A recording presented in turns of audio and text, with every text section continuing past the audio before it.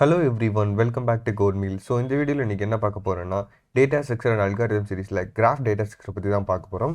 So இதுக்கு previous வீடியோவில் வந்து நம்ம ட்ரீ டேட்டா ஸ்ட்ரக்சர் பற்றி பார்த்துருப்போம். அதாவது ட்ரீ அண்ட் தென் வந்து அதோட டைப்ஸ்லாம் பார்த்துருப்போம். Binary tree and then binary search tree, இன்னும் நிறைய ட்ரீ கான்செப்ட் இருக்குது. நான் வந்து ஃபியூச்சரில் வந்து மேபி வந்து அதெல்லாம் கவர் பண்ண ட்ரை பண்ணுறேன். ஃபர்ஸ்ட் வந்து பேசிக் கான்செப்ட் எல்லாத்தையும் வந்து கவர் பண்ணிவிட்டு அண்ட் தென் வந்து இந்த டைப்ஸ்க்குலாம் நம்ம இன்வால்வ் ஆகலாம். சரியா? ஸோ இப்போ இந்த வீடியோவில் வந்துட்டு கிராஃப் டேட்டா ஸ்ட்ரக்சர்னா என்ன, அது எதுக்காக யூஸ் பண்ணுறோம், அதோட அட்வான்டேஜஸ்லாம் என்னென்னு சொல்லி நம்ம இந்த வீடியோவில் குயிக்காக பார்த்துருவோம். சரியா? இந்த வீடியோ பொறுத்த வரைக்கும் ஜஸ்ட் வந்து ஒரு இன்ட்ரோ மாதிரி தான் இருக்கும். அதாவது தியரிட்டிக்கல் கான்செப்ட் மட்டும் நான் எக்ஸ்பிளைன் பண்ணுறேன். நம்ம ப்ராக்டிக்கலாக கோட் வந்து நம்ம நெக்ஸ்ட் பார்ட்டில் வந்து கவர் பண்ணுவோம். சரியா? ஓகே, கான்செப்ட்ல என்டர் ஆகும். ஸோ ஃபர்ஸ்ட் வந்துட்டு கிராஃப் டேட்டா ஸ்ட்ரக்சர்னா என்ன, அதுக்கு ஏன் வந்து இந்த பேர் வந்து வந்துச்சுன்னு போல தெரியணும். இப்போ ட்ரீனா வந்து நான் சொல்லிட்டேன், அதில் வந்துட்டு எனக்கு ஒரு ரூட் இருக்குது அண்ட் தென் வந்து அந்த பிரான்ச்சஸ்லாம் இருக்குது. அதாவது சைல்டு நோட்ஸ், அதெல்லாம் பிரான்ச்லாம் வந்து சைல்டு நோடாக ஒர்க் ஆகுது. லீஃப் இருக்குது, ஒரு நார்மல் ட்ரீனா வந்து ஒரு லீஃப் இருக்கும், அதே மாதிரி எனக்கு லீஃப் நோட் இருக்கும். ஸோ கிட்டத்தட்ட வந்து எனக்கு ட்ரீ ஸ்ட்ரக்சர்ல இருக்கிறனால வந்து அதை வந்து ட்ரீ டேட்டா ஸ்ட்ரக்சர் நம்ம சொல்றோம். அதே மாதிரி இந்த கிராஃப் டேட்டா ஸ்ட்ரக்சர் வந்து ஏன் நம்ம வந்து கிராஃப் அப்படிங்கிற நேம்ல வந்து நம்ம ரெப்ரசென்ட் பண்றோம். ஸோ அதுக்கான எக்ஸ்பிளேஷன் ஃபர்ஸ்ட் நான் சொல்லிடுறேன். உங்க ஸ்கூல் டேஸ்ல வந்துட்டு நீங்க வந்து கிராஃப் வந்து டிரா பண்ணிருப்பீங்க. அதாவது மேபி வந்து 9th or 10th ஸ்டாண்டர்ட்ல வந்து நீங்க பண்ணிருப்பீங்க.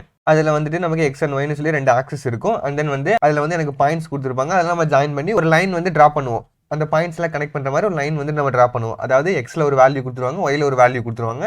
அதுக்கேற்ற மாதிரி நம்ம அந்த குவாட்ரண்ட்ல வந்து நம்ம பாயிண்ட்ஸ் வந்து மென்ஷன் பண்ணி அண்ட் தென் வந்து அதை ஜாயின் பண்ணுவோம். ஸோ இதுதான் வந்து நமக்கு நார்மல் கிராஃப். அதாவது ஒரு ஸ்கூல் லெவல்ல வந்து கிராஃப் வந்து இப்படிதான் இருக்கும்.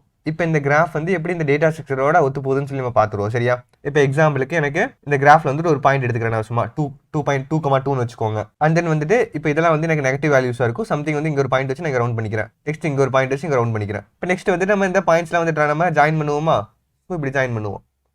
ஸோ இப்போ நம்ம மென்ஷன் பண்ண பாயிண்ட்ஸ் எல்லாம் வந்து நம்ம எதுக்காக ஜாயின் பண்ணுறோம்? அந்த ரெண்டு பாயிண்ட்டுக்கு ஏதோ ஒரு ரிலேஷன் இருக்கனால வந்து அந்த ரெண்டு பாயிண்ட்ஸ் வந்து நம்ம ஒரு லைன் மூலியமா ஜாயின் பண்ணுறோம். ஸோ இதே மாதிரி தான் வந்து இந்த கிராஃப் டேட்டா ஸ்ட்ரக்சர் எனக்கு ஒர்க் ஆகும். சரியா? சிம்பிளாக சொல்லணும்னா அதுலேயும் வந்துட்டு எனக்கு இந்த மாதிரி பாயிண்ட்ஸ் இருக்கும். இந்த பாயிண்ட்ஸ் எல்லாத்தையும் நம்ம வந்து வெர்டெக்ஸ்னு சொல்லுவோம். சிம்பிளா சொல்லணும்னா நோடுன்னு சொல்லி கன்சிடர் பண்ணிக்கோங்க. நம்ம எப்படி ட்ரீ ஆர் லிங்க் லிஸ்ட்ல வந்து நம்ம ஒவ்வொரு வேல்யூஸ் வந்து நம்ம ஒரு நோடா வந்து ஸ்டோர் பண்ணி வச்சிருப்போம். அதே மாதிரி தான் இந்த இடத்துல பாயிண்ட்ஸ் வந்து நம்ம வெர்டெக்ஸ்னு சொல்றோம். அவ்வளவுதான். ஸோ இந்த வெர்டெக்ஸ்க்குள்ள ரிலேஷனை வந்து நம்ம ஒரு லைன் மூலியமா ஜாயின் பண்ணி ஒரு கிராஃப் ஸ்ட்ரக்சர் வந்து நம்ம ரெடி பண்றோம். ஸோ இதே தான் வந்து இந்த கிராஃப் டேட்டா ஸ்ட்ரக்சர்ல நம்ம பண்ண போறோம். சரியா? அண்ட் தென் வந்து இந்த கிராஃப் டேட்டா ஸ்ட்ரக்சர் யூஸ் பண்ணி நம்ம நெக்ஸ்ட் வந்து எதுக்கெல்லாம் யூஸ் பண்ணலாம்னு சொல்லி நான் சொல்றேன். சரியா? ஸோ நான் குயிக்காக அதை எரேஸ் பண்ணிக்கிறேன்.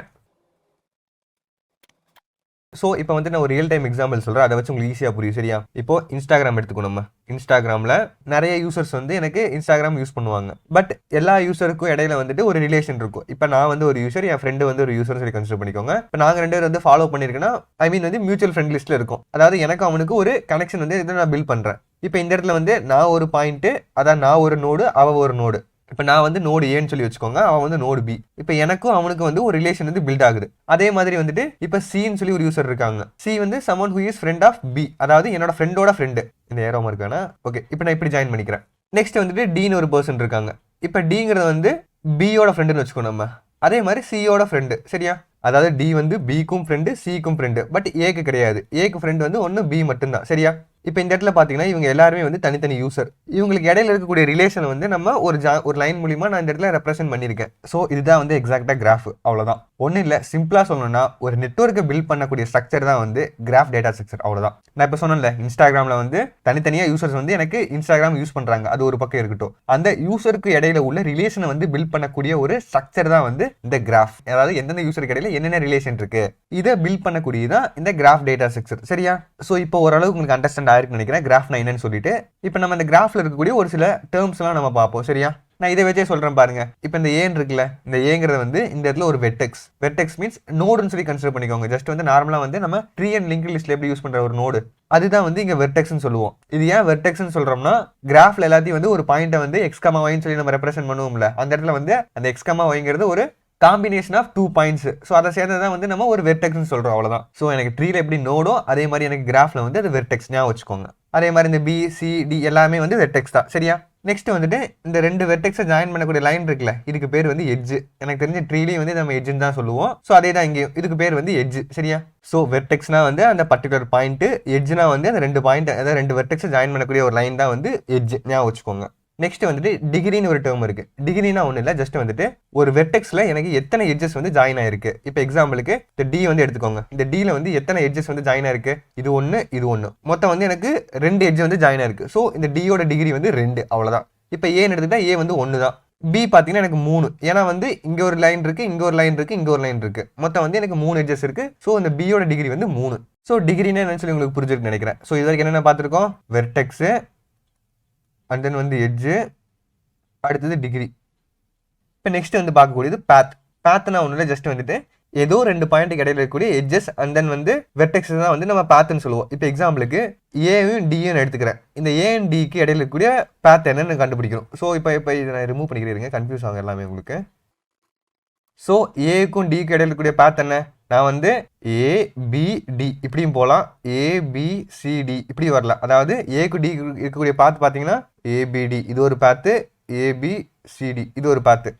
இது வந்து ஷார்ட்டஸ்ட் பார்த்து, இது வந்து லாங்கஸ்ட் பார்த்து அப்படி கூட வச்சுக்கோங்க. இந்த ஷார்ட்டஸ்ட் பார்த்து லாங்கஸ்ட் பார்த்து கான்செப்ட் வந்து நான் நெக்ஸ்ட் வீடியோவில் கவர் பண்ணுறேன். இப்போ வந்து நம்ம அதுக்குள்ளே பெருசாக போக வேணாம். ஜஸ்ட் வந்து பார்த்துனா வந்து 2 பாயிண்ட்டுக்கு இடையில இருக்கக்கூடிய அந்த கனெக்ஷன்ஸ் தான் வந்து நம்ம பார்த்துன்னு சொல்லுவோம், ஞாபகம் வச்சுக்கோங்க. ஸோ பார்த்துனா என்னன்னு சொல்லி இப்போ உங்களுக்கு புரிஞ்சுக்கணும்னு நினைக்கிறேன். நெக்ஸ்ட் வந்துட்டு சைக்கிள்.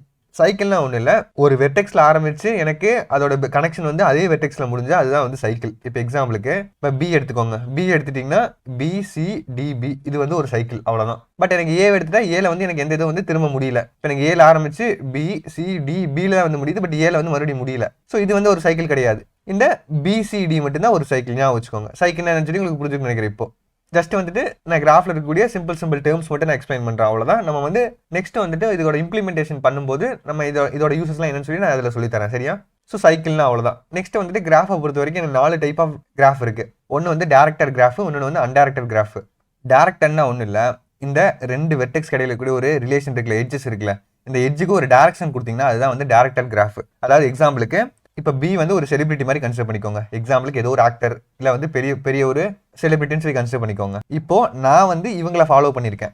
இப்போ நான் வந்து இந்த பியை ஃபாலோ பண்ணியிருக்கேன், பட் பி வந்து என்னை ஃபாலோ பண்ணல. ஸோ அப்போ என்ன ஆகுது, இந்த இடத்துல ஏக்கும் பிக்கு உள்ள ரிலேஷன் வந்து ஏதோ ஒரே ஒரு டேரக்ஷனில் மட்டும்தான் இருக்கு, மியூச்சுவலாக இல்லை. ஸோ இதை தான் வந்து நம்ம டேரக்டட் கிராஃப்னு சொல்லுவோம். அதாவது சிம்பிளாக சொல்லணும்னா வெர்டெக்ஸ்க்கு இடையில இருக்கக்கூடிய ரிலேஷன் வந்து ஏதோ ஒரு டைரக்ஷன்ல மட்டும் இருக்கும், எனக்கு பை டைரக்ஷன்லாம் இருக்காது. ஸோ அதுதான் வந்து டேரக்டட் கிராஃப். ஸோ அதே மாதிரி தான் இப்போ எனக்கு பிஎன்சி வந்து ஃப்ரெண்டு, பட் வந்து பி வந்து சிஓ ஃபாலோ பண்ணியிருக்கான், பட் சி வந்து பியை ஃபாலோ பண்ணல. அப்போ எனக்கு இதோட டேரக்ஷன் வந்து ஒரே ஒரு சைடில் தான் இருக்கும், 2 சைட்லேயும் இருக்காது. ஸோ இதுதான் வந்து டேரக்டட் கிராஃப், சரியா? அன்டைரக்டா ஒன்றும் இல்லை, ஆப்வியஸாக உங்களுக்கு இதுலேருந்தே புரியும். ஜஸ்ட் வந்துட்டு இந்த ஏரோ மார்க் இருக்காது, அவ்வளோதான். எனக்கு எந்த சைட்லேருந்து எந்த சைடு வேணா போய்க்கலாம், இங்கிருந்து இங்கே வந்துக்கலாம், இங்கிருந்து இங்கே வந்துக்கலாம். ஸோ எனக்கு 2 சைடும் வந்து அந்த கனெக்ஷன் வந்து இருக்கும், அதான் மியூச்சுவலாக இருக்குன்னு சொல்லி வச்சுக்கோங்க. அதுதான் வந்து டேரக்டட் கிராஃப். ஸோ டேரக்டர்னா என்ன, அன்டைரக்டட்னு சொல்லி இப்போ உங்களுக்கு புரிஞ்சிருக்குன்னு நினைக்கிறேன். நெக்ஸ்ட் வந்துட்டு வெயிட்டட் அண்ட் அன்வெயிட்டட் கிராஃப்னு இருக்கு. வெயிட்டட்னா ஒன்றும் இல்லை, இந்த எட்ஜ் இருக்குல்ல, 2 வெர்டெக்ஸ் வந்து கனெக்ட் பண்ணக்கூடிய எட்ஜ் இருக்குல்ல, இந்த எட்ஜுக்கு ஒரு வேல்யூ கொடுத்தீங்கன்னா அதுதான் வந்து வெயிட்டட் கிராஃப். அதாவது சிம்பிளா சொல்லணும்னா இப்போ ஏவும் பியும் ஃப்ரெண்ட்ஸ், பட் அவங்களுக்கு இடையில இருக்கக்கூடிய ரிலேஷன் வந்து எவ்வளோ ஸ்ட்ராங்கா இருக்கு. இப்போ எக்ஸாம்பிளுக்கு நம்ம வந்து இன்ஸ்டாகிராம் வந்து க்ளோஸ் ஃப்ரெண்ட்ஸ் அப்படிங்கிற ஒரு ஆப்ஷன் இருக்கும். அப்படின்னா வந்து எனக்கும் அந்த ஆப்போசிட் இருக்க பர்சன், அதாவது நான் ஃபாலோ பண்ணக்கூடிய பர்சன் வந்து ரொம்ப க்ளோஸா இருக்கும், அது அவங்க எங்களோட ரிலேஷன்ஷிப் வந்து ஸ்ட்ராங்கா இருக்கு, கனெக்ஷன் வந்து ஸ்ட்ராங்கா இருக்கு. ஸோ அதை வந்து மீன் பண்றதா வந்து இந்த வெயிட்டட் கிராஃப். வெயிட்டட் கிராஃப்னா ஜஸ்ட் வந்துட்டு 2 வெர்டெக்ஸ் கடையில் இருக்கக்கூடிய ரிலேஷன் வந்து எவ்வளோ ஸ்ட்ராங்கா இருக்கு, அதுக்கு ஒரு வேல்யூ கொடுக்குறோம். இந்த எட்ஜுக்கு ஒரு வேல்யூ கொடுக்குறோம், அவ்வளோதான். இப்போ வந்து 10 out of 5 சொல்லி வச்சுக்கோங்க.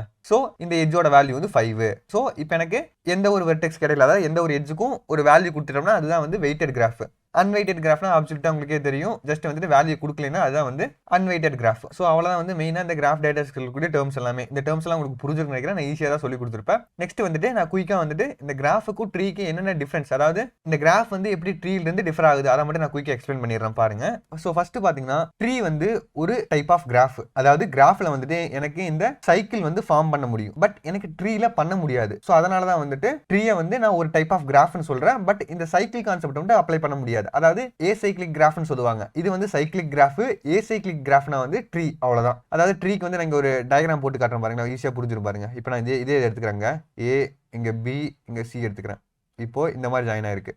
இப்போ இந்த இடத்துல வந்துட்டு ஏலேருந்து எனக்கு சிக்கு போகலாம், பட் சிலேருந்து எனக்கு பிக்கு வர முடியாது. இந்த இடத்துல வந்து ஒரு சைக்கிள் வந்து நீங்கள் ஃபார்ம் பண்ண முடியாது. ஸோ அதனால தான் வந்து இது ஏசைக்ளிக் கிராஃப்னு சொல்கிறோம். ஏசைக்ளிக் கிராஃப்னா வந்து இந்த சைக்கிள் கான்செப்டை வந்து இந்த ஸ்ட்ரக்சரில் வந்து நீங்கள் அப்ளை பண்ண முடியாது. ஸோ அதனால தான் வந்து இது ட்ரீங்கிறது வந்து ஒரு ஏசைக்ளிக் கிராஃப். இந்த நார்மல் கிராஃப் வந்து எனக்கு ஏசைக்ளிக் கிராஃபாகவும் இருக்கலாம், இல்லை சைக்கிளிக் கிராஃபாகவும் இருக்கலாம். இப்போ இந்த பிக்கும் டிக்கு இருக்கக்கூடிய ரிலேஷன் கண்டிப்பாக இருக்குன்னு சொல்லி அவசியம் இல்லை எனக்கு, பட் இருந்தாலும் இது ஒரு கிராஃப் டேட்டா ஸ்ட்ரக்சரை நம்ம கன்சிடர் பண்ண முடியும். இப்போ எனக்கு இந்த சைக்கிளிக் கான்செப்ட் இல்லைன்னா நான் அதை வந்து ட்ரீயாவும் கன்சிடர் பண்ணிக்கலாம். அது வந்து நம்ம எப்படி இம்ப்ளிமெண்ட் பண்ணுறோம் அதை பொறுத்து தான் இருக்கு. சரியா? நெக்ஸ்ட் வந்துட்டு ட்ரீ எல்லாமே வந்து எனக்கு டைரக்டர் கிராஃபா இருக்கும். அதாவது கிராஃப்னு சொல்லக்கூடாது, அந்த இடத்துல ஒரு டைரக்ஷன் வந்து ஹோல்ட் பண்ணிருக்கும். இப்போ எக்ஸாம்பிளுக்கு நான் ஏல இருந்து தான் சிக்கு போக முடியும், சில இருந்து ஏக்கு போக முடியாது. இது வந்து ஒன் வே ஸ்ட்ரக்சர். ஒரு நோடுல இருந்து இன்னொரு நோடுக்கு போகலாம், பட் இன்னொரு நோடுல இருந்து திரும்ப நான் ப்ரீவியஸ் நோடுக்கு வர முடியாது. ஸோ அதை தான் வந்து நம்ம டைரக்டர்னு சொல்றோம். பட் கிராஃப் அப்படி இல்லை, எனக்கு டைரக்டடாகவும் இருக்கலாம், இல்ல அன்டைரக்டடாகவும் இருக்கலாம். அது வந்து நம்ம எப்படி இம்ப்ளிமெண்ட் பண்றோம் அதை பொறுத்து தான் இருக்கு. சரியா? அதே மாதிரி எனக்கு ட்ரீல வந்து இந்த ரூட் நோடு இருக்கா, நம்ம ட்ரீல வந்து எப்பயுமே வந்து இந்த ரூட்ல இருந்தா ஸ்டார்ட் பண்ணுவோம் நம்மளோட எல்லா ஆபரேஷனையும். பட் எனக்கு ட்ரீ அப்படி இல்லை,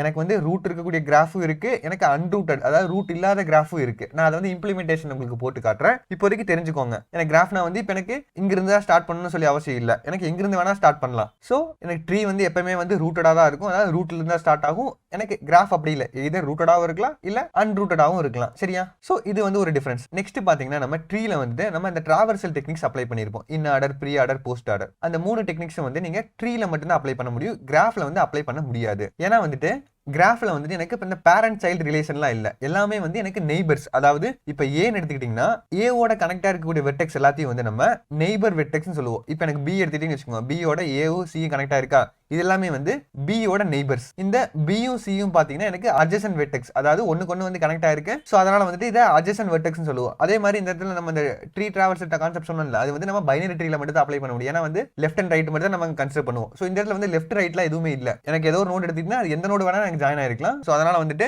இந்த இடத்துல வந்து அந்த ட்ரீ டிராவல்ஸ் டெக்னிக்ஸ் வந்து நீங்க அப்ளை பண்ண முடியாது. அதை வந்து நல்லா தெரிஞ்சுக்கோங்க. சரியா? ஸோ இந்த இடத்துல நம்ம எதை யூஸ் பண்ணி வந்து இதில் டிராவல்ஸ் பண்ணலாம்னா அந்த பிஎஃப்எஸ் அண்ட் டிஎஃப்எஸ், அதாவது breadth first search or depth first search. சரியா? இந்த ரெண்டுல ஏதோ ஒரு அல்காரிதம் யூஸ் பண்ணி தான் நீங்க இதுக்கு இந்த ட்ரீல இருக்கக்கூடிய வெர்டெக்ஸ் எல்லாத்தையும் நீங்க டிராவல்ஸ் பண்ண முடியும். அது எல்லாத்தையும் வந்து நான் இம்ப்ளிமெண்டேஷன்ல கவர் பண்றேன். ஒன்னும் நீங்க பெருசா ஒரி பண்ணிக்க வேணாம், ஜஸ்ட் தெரிஞ்சுக்கோங்க. எனக்கு இதுல வந்து ட்ரீ டிராவல்ஸ் டெக்னிக்ஸ் அப்ளை பண்ண முடியாது. ஸோ அவ்வளவுதான் வந்து இந்த கிராஃப் டேட்டா ஸ்ட்ரக்சரை பொறுத்த வரைக்கும். இது ஓரளவுக்கு உங்களுக்கு புரிஞ்சிருக்குன்னு நினைக்கிறேன். நான் ஜஸ்ட் வந்து ஒரு இன்ட்ரோ மாதிரி தான் கொடுத்துருப்பேன். பெருசா நான் ஏதோ ஒரு இம்ப்ளிமெண்டேஷன் எதுவும் நான் இங்க போட்டிருக்க மாட்டேன். நான் அதை நெக்ஸ்ட் வீடியோல வந்து கவர் பண்றேன். இப்போதைக்கு ஜஸ்ட் கிராஃப்னா என்ன, அது எதுக்காக யூஸ் பண்றோம், அது ட்ரீல இருந்து எப்படி டிஃபர் ஆகுது, இதை மட்டும் நீங்க தெரிஞ்சுக்கோங்க போதும். அதே மாதிரி இந்த கிராஃப் வந்து மெயினா வந்து இந்த நெட்வொர்க்ஸ் எல்லாம் வந்து மெயினா யூஸ் பண்ணுவாங்க. சரியா? இந்த social network R computer networks, இந்த மாதிரி நெட்வொர்க்கிங் கான்செப்ட்ல வந்து எனக்கு இந்த கிராஃப் டேட்டா ஸ்ட்ரக்சர் வந்து மெயினா யூஸ் ஆகும். நான் இப்போ சொன்ன இந்த இன்ஸ்டாகிராம், இது வந்து ஒரு சோசியல் நெட்வொர்க் தான். ஸோ இதுல எப்படி வந்து நம்ம இந்த ரிலேஷன்லாம் வந்து பில்ட் ஆகுதோ, ஸோ அதுக்கெல்லாம் தான் வந்து எனக்கு இந்த கிராஃப் டேட்டா ஸ்ட்ரக்சர் யூஸ் ஆகுது. நான் வந்து இன்னும் இந்த இம்ப்ளிமெண்டேஷன் வந்து நான் போகும்போது உங்களுக்கு இன்னும் ஈஸியா புரிஞ்சிருது எப்படி வந்து நமக்கு ரியல் லைஃப்ல வந்து ஒர்க் ஆகுது அப்படின்னு சொல்லிட்டு. ஸோ அவ்வளவுதான் கிராஃப் டேட்டா ஸ்ட்ரக்சரை பொறுத்த வரைக்கும். இதுல சொல்லி கொடுத்த கான்செப்ட் உங்களுக்கு புரிஞ்சிருக்குன்னு நினைக்கிறேன். ஸோ இம்ப்ளிமெண்டேஷன் பார்ட் எல்லாமே நம்ம வந்து அப்கமிங் வீடியோஸ்ல நம்ம கவர் பண்ணுவோம். ஸோ இதே மாதிரி நெக்ஸ்ட் வீடியோல பார்க்குற வரைக்கும் good bye friends, have a nice day.